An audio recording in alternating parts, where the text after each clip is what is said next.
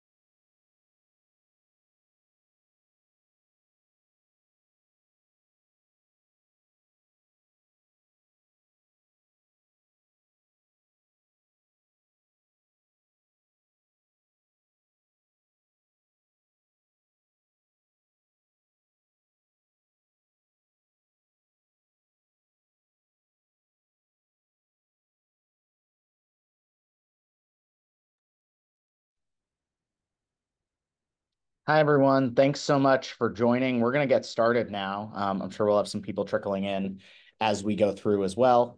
So nice to see everyone. I'm Jimmy. I'm the Director of Business Development here at Luminate. Today I'm going to take you through our tool, Streaming Viewership M. I'm going to show you some really interesting insights, show you how the tool works and some of the great features within it, and explain really how we're getting to this data as well. So we should have a lot of really good information within here. If you have any questions as we're going through, we have a Q&A section on the Zoom. So you can just hit that Q&A, and that's where you can go to ask your questions. Feel free to ask questions throughout. Our team is going to be answering questions throughout on the chat function in the Q&A.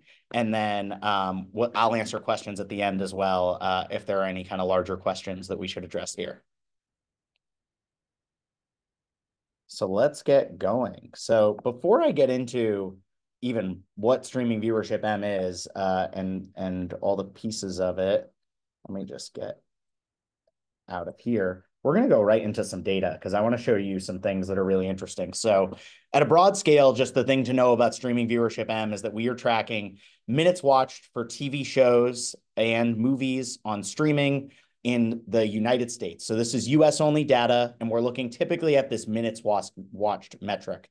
And we have a brand new tool, the ranking report, that we're really excited to show you. This is a really great tool because it allows us to get really customized about the kind of list that we're making. And we can look at different time frames. We can look across different cuts of genre, and we can get really customized with that and also include acquired titles, which is really the first time in our tool that we're able to include acquired titles with streaming originals. So we'll see here right now, we're looking at data for this week, the week that's in progress right now. We'll see Our Little Secret at the top of this chart, but then we'll see some titles that went to theaters, Twisters, Deadpool and Wolverine, and then an acquired title that, of course, is having its own life right now as it's the holiday season. And we're seeing The Grinch up there at number 4 on this ranker. So maybe we want to look, though, it's the end of the year. So I want to show you guys something even a little more interesting and juicy. And let's go ahead and look at movies year to date. And we'll keep it to the top 50 right now. We could get more customized with that if we want. And I'll show you something more custom at the end of this demo within the ranking report as well. But let's just look at movies year to date, see what it is. No surprise, Moana we're seeing at the very top. This has been highly publicized. Obviously, this movie made a lot of money over the past weekend, so it makes sense that this film has done really well, but it really has done ridiculous business in terms of the viewership. You'll see Oppenheimer's number 2. Oppenheimer's a 3-hour long movie. Moana's just a little under 2 hours. So that's huge viewership that it's seeing a couple billion more minutes watched this year than Oppenheimer. People are just grinding on Moana, children watching Moana over and over and over. And we're seeing that really reflected in the data. And you'll see that as we scroll down here a bit, children's titles perform really, really well on streaming. There are a lot of these titles that have a ton of staying power, things like Encanto, Minions.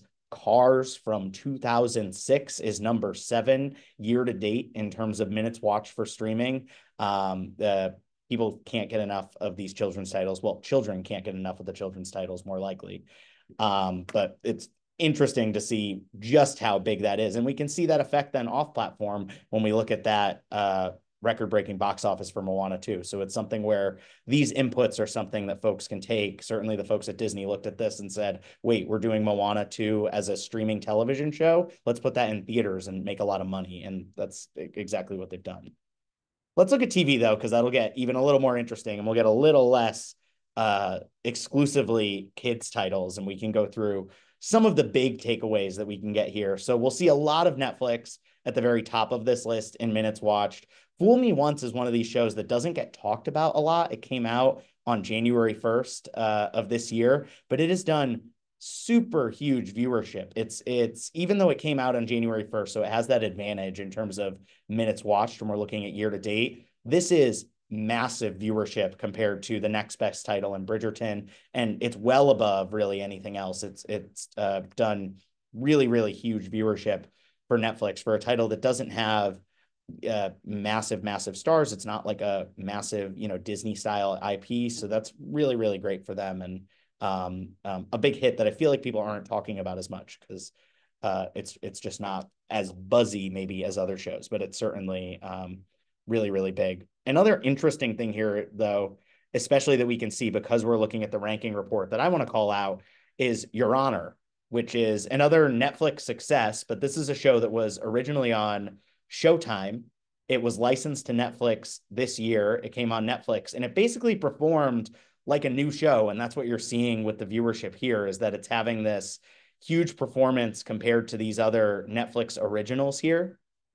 And, it's a Bryan Cranston show, compelling drama, but it's something that with that licensing was able to perform as if it were brand new, which is really impressive in terms of viewership. And it's very cool, I think, that we can see that and bring out those insights with the ranking report.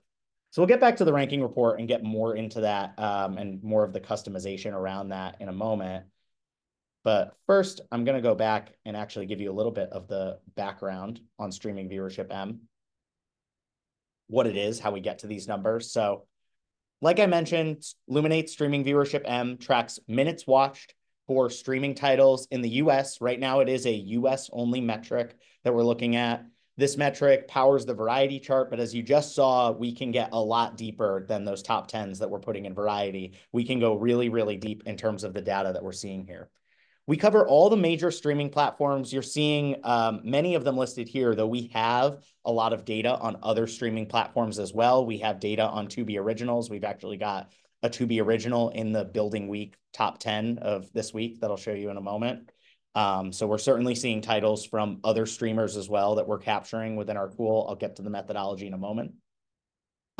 Some other big things that are worth noting about us is we're returning results really quickly. So we return results 24 hours after the week's completion. So we measure a week Friday to Thursday. That's the same way we do on the music side of our business. If you don't know, the music side of Luminate powers the Billboard chart. We are the source of truth for the music industry.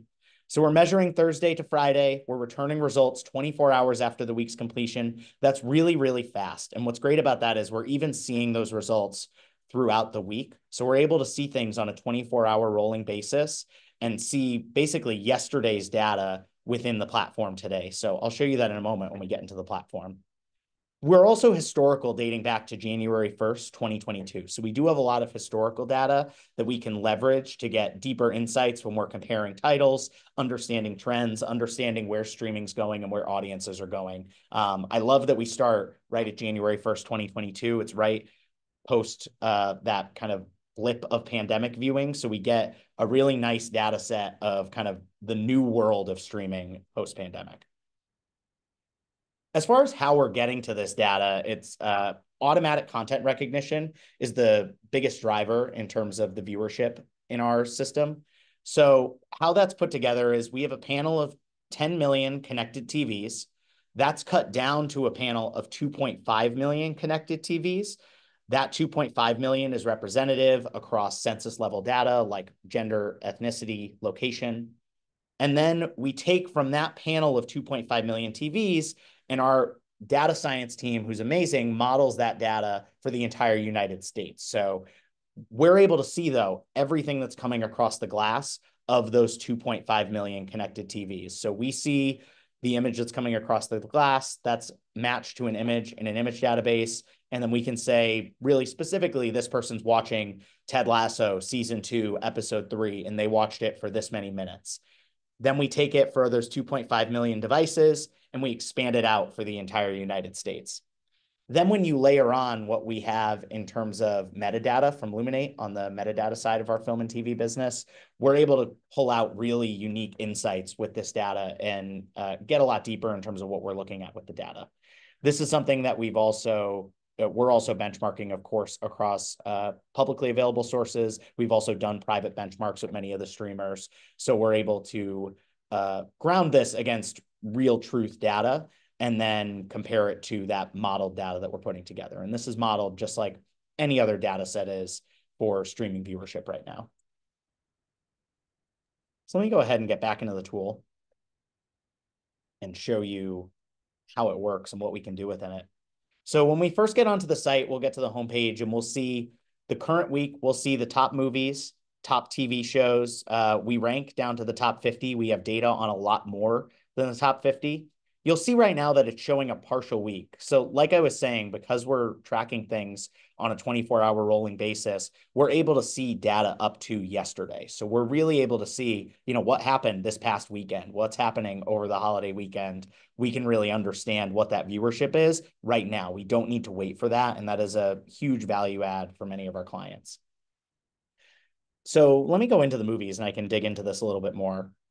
It is rich with holiday movies right now. It is a ton of holiday, specifically holiday romantic comedies are huge right now on Netflix. It was kind of surprising to see Our Little Secret have the Lindsay Lohan movie have really, really big viewership compared to even Spellbound, which is also on Netflix, children's title. We just showed you how valuable those children's titles can be. I'm sure Spellbound will have a long shelf life on Netflix, but in its opening weekend, for it to be really blown out of the water by some Christmas titles is very impressive.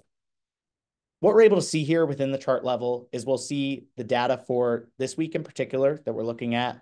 We'll see the previous week of viewership. We'll see the percent change there. And then we'll also see the views for this. Now, this views number is not unique viewers. This is average viewership. So it's the same model that SAG and the WGA are using to calculate their bonus. This is going to mean minutes watched divided by runtime equals views. What I like about this is it helps us differentiate between titles that might have different runtimes and get a better understanding of how those titles are performing. So in the case of like Oppenheimer, for example, that's a 3-hour movie. Even though there's a ton of minutes on it, which it's still really, really popular, there are less people watching that than you might think because it's 3 hours. So there's a lot of minutes to be consumed on that title. Similar, we can see that in action right here with The Merry Gentleman versus Spellbound. So The Merry Gentleman has 1.8 million views. Spellbound has 1.5 million views. Spellbound's a shorter title than The Merry Gentleman. So on average, more people are seeing The Merry Gentleman than are seeing Spellbound. Let me go ahead and we'll take it to TV now. We've talked a lot about movies. And let me go ahead and show you the TV chart and show you a few more features that we're able to see within our chart level data. So when I click on any of these titles, you'll notice that we're able to see more metadata around the title.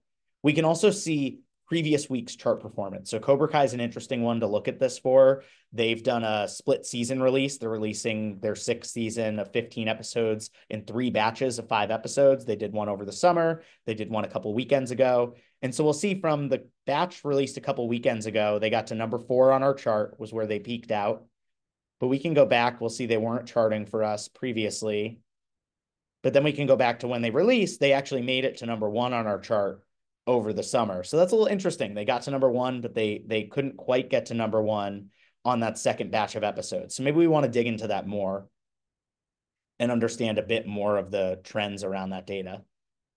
So we can see at a macro view the minutes watched for the period we're looking at. I'm going to go ahead and open this up to year to date now. So on these pages, we can get customized about what period we're looking at. If I just wanted to look at the month of September, I could just grab that.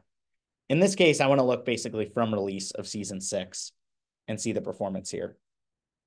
And we can see the trends pretty clearly. We're looking at daily level trends right now. Maybe I want to make this look a little simpler, and I can open this up to just weekly level trends. We can see big pop of viewership when that first batch of 5 episodes was released.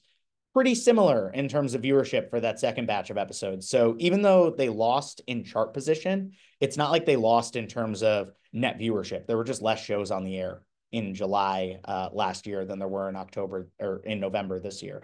So that's something where there's not a cause for concern here when we're looking at that Cobra Kai season 6 viewership. It's pretty stable as we're looking at that on this level. This is also something that is exportable within the platform, so we can export that, look at that directly on our own. We can also look at this at an episode level, so we can break this down even further. So we can look at this episode list to get a sense of how people are actually moving through the series. We can also look at this trends chart, which is really one of my favorite pieces within the platform because it helps us really visualize how a title's performing. I'm going to move it out to a daily level. It's going to look a little crazy because there's a lot of days available here. But here we can really get a sense of how quickly are people moving through this series, and then how is it performing in those 2 drops of episodes. So we'll see these first 5 episodes. There are these 5 colored lines here. We can see that's episode 1 with the biggest viewership, as expected, as is typical. Episode 1's usually going to have the biggest viewership for the show, and we're certainly going to see how quickly people were getting through it in those first few days when we look at that kind of front part of the line. But we can see it holds really, really well. People were sticking with that show quite a bit, trying to finish it. This is the 6th season of the title, so that's pretty expected for it to still be performing really well. And we can see for that 6th episode, the first episode of that second batch, it's a little below that 40 million mark. So it's below what that first episode did, even though we saw at the total level, the total viewership was the same.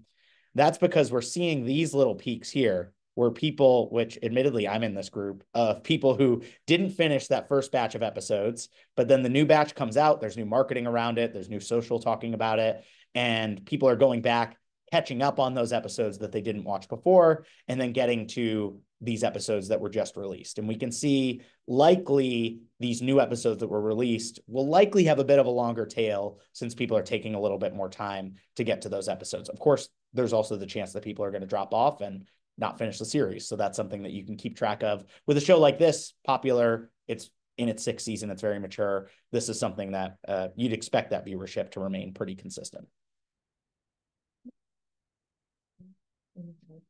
Yeah, absolutely. So we had a question about what the confidence rating is in the chart. So we do list confidence there. We're going to have high confidence in all of the top 50 for the chart. Really, that's something that we put within the service just to note where our confidence lives around a title, especially because obviously it's modeled viewership. So the less viewership that a title has, theoretically, the less confidence we would have in that data point for minutes watched, because there's just less people within the panel that are watching that title. So when there's less people in the panel watching that, that's something where the confidence would get lowered on that title. In the top 50, all of those titles are going to have high confidence. Those are shows that have a lot of viewership. So we're going to have high confidence in that. So let me go ahead and show you at kind of a macro level. We can also look at a specific streamer page. So let me go ahead and today I'm going to go to Prime Video. And they're pretty interesting when we look at Prime, especially on this year-to-date level. This is what I'm kind of calling Prime's big year, where Prime really had things that really, really, really broke out. They've always had good viewership. Obviously, they have a lot of subscribers because there are a lot of people subscribed to that total Amazon Prime membership, but we're seeing really big, significant series from them in terms of viewership. And it's very interesting when we look at their TV kind of top titles. We'll see Fallout did massive business for them. So did Reacher this year. A little less so for The Boys and Lord of the Rings, but those are all still both still really healthy, really strong performing shows. I think what's interesting is Lord of the Rings very publicly is one of the most expensive TV shows ever made, I believe, but it is definitely one of the most expensive TV shows made by Amazon.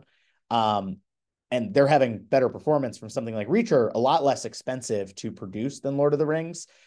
If I'm Amazon, I'm looking at this, and this is a pretty good problem to have, that our show that's less expensive is performing really big, and our expensive show is also performing pretty well. So that's something that's not a bad thing to have, that they're having more titles that are popping more frequently. That's something that Netflix has all the time. They have massive viewership pretty consistently for their originals. So that's something where it feels like Prime's starting to get there. And we see that with their movies as well. So we can see Roadhouse had huge viewership this year. This is one of the biggest streaming movies on the year. The Idea of You also did pretty well. It starts to fall off a little bit more after that. We're not seeing that like massive viewership on movies for Prime. So there's probably room to grow there. They also have a bit of a different strategy where they will do theatrical releases for some of them, but there was a lot of press around Roadhouse not doing this theatrical release that the director really wanted.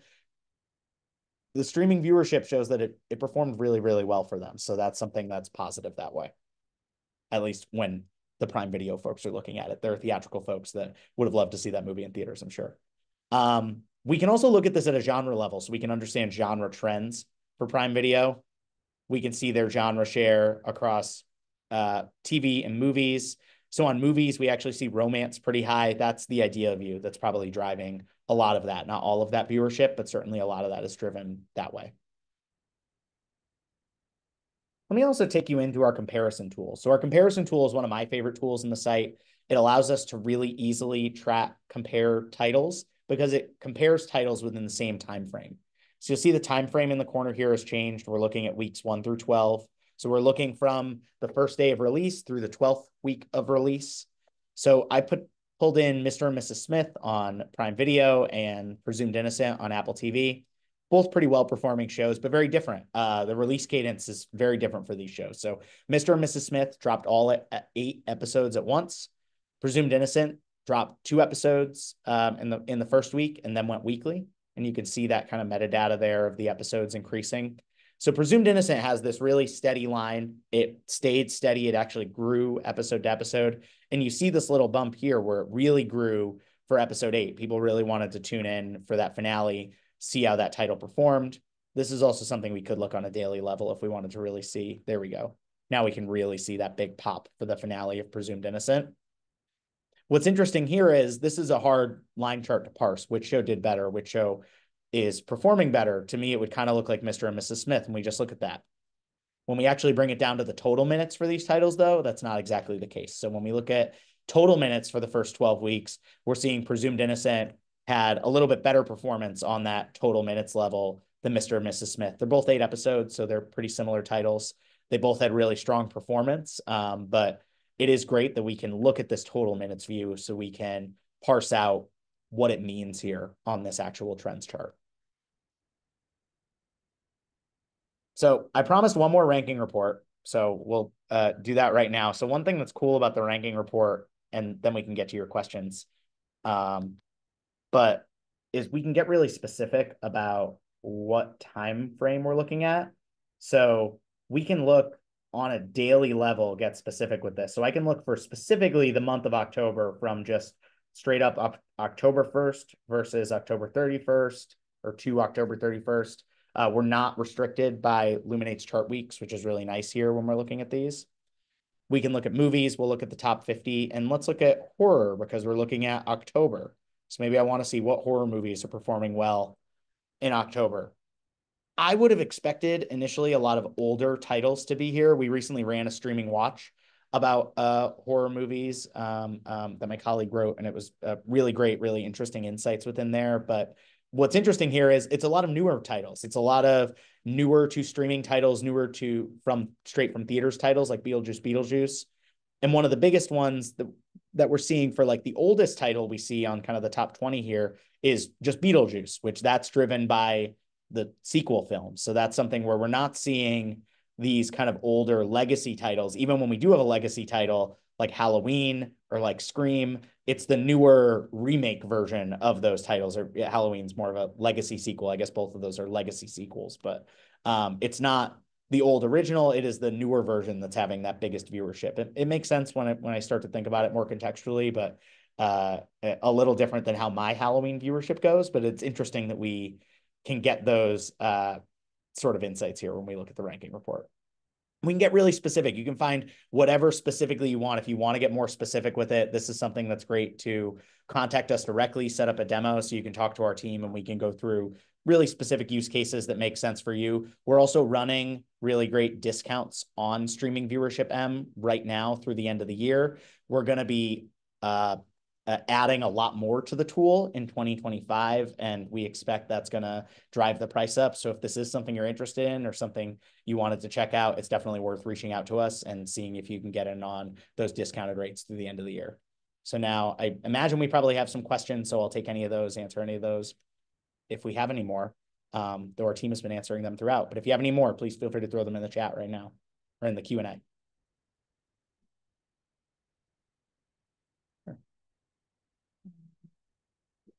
Oh, great. Let's see. Yeah.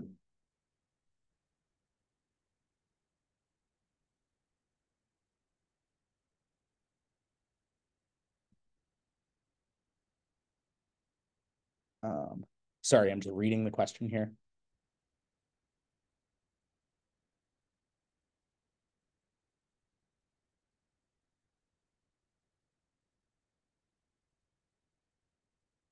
Got it. Okay, that's a great question, James. So as we're looking at these titles, I can answer a few of these. So actually, I'll answer the Beetlejuice one first. So yeah, Beetlejuice, that is just PVOD viewership. So that's something that what we're taking in there is just that transactional VOD. We do get the signal on transactional VOD, so we're able to see that viewership. The ACR is able to capture that. So that's what will be captured right now for that title. That's correct, because it's not on SVOD right now. That brings me to your other question, which I think I can answer. There's a few questions there, but around the viewing on different services, right now we're not able to break up between different services. So we can't break up if something is licensed on multiple platforms. We can't say which platform that viewership is coming from, but we are able to say in total what that viewership was. So we are able to see the kind of total level viewership for that title. We expect that that's something that we will be able to do in the future. That's something that we're expecting to have next year, to be able to differentiate between which platform the viewership is actually coming from on things licensed to multiple platforms. As far as licensed content, though, we do have quite a bit of licensed content within the service. So someone asked that.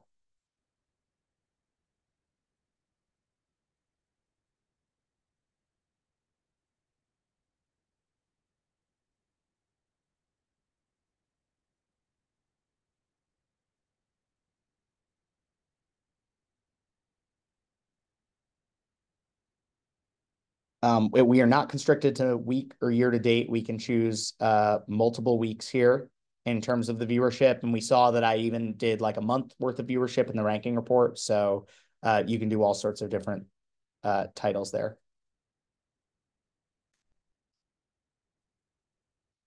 That's a good question with the Penguin as well. So that's a title that we're not able to, we won't have great viewership right now for titles that are also on linear at the same time. That's something our team is working on resolving currently. So we will have a resolution to that. Probably early Q2 is what we're looking at. But right now we will have viewership for those titles once they're, for the time when they're just on streaming. But at the time where they're also on linear, we have an issue with those titles, so the data can get a little bit funky for those titles.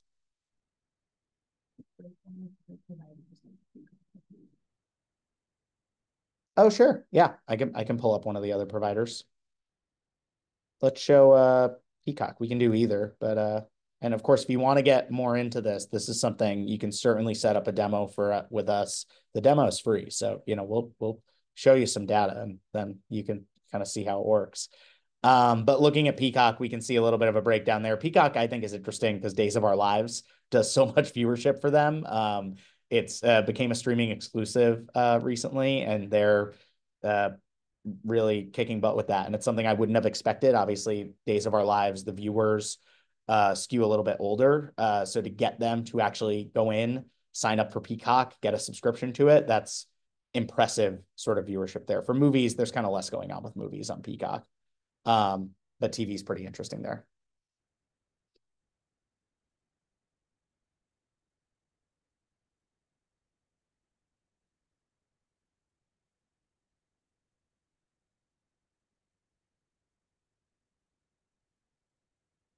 Yeah. All right. Awesome. Thanks so much, everybody, for joining. If you have any other questions, you can always reach out to us via email, and we will get back to you and get you those answers. Yes, that discounted rate, it does end on 12/31, and obviously we have the holidays coming up, so the sooner the better to get in on that discounted rate, because it'll take you some time to look at the form and get through it. So that's something you definitely want to reach out to us soon if you want to get more information about that. Well, thanks so much for joining, everyone. Please feel free to reach out to us. If you have any other questions, we will be happy to answer you directly. You can always shoot us an email, and we will get back to you very quickly. Thanks so much. Appreciate your time.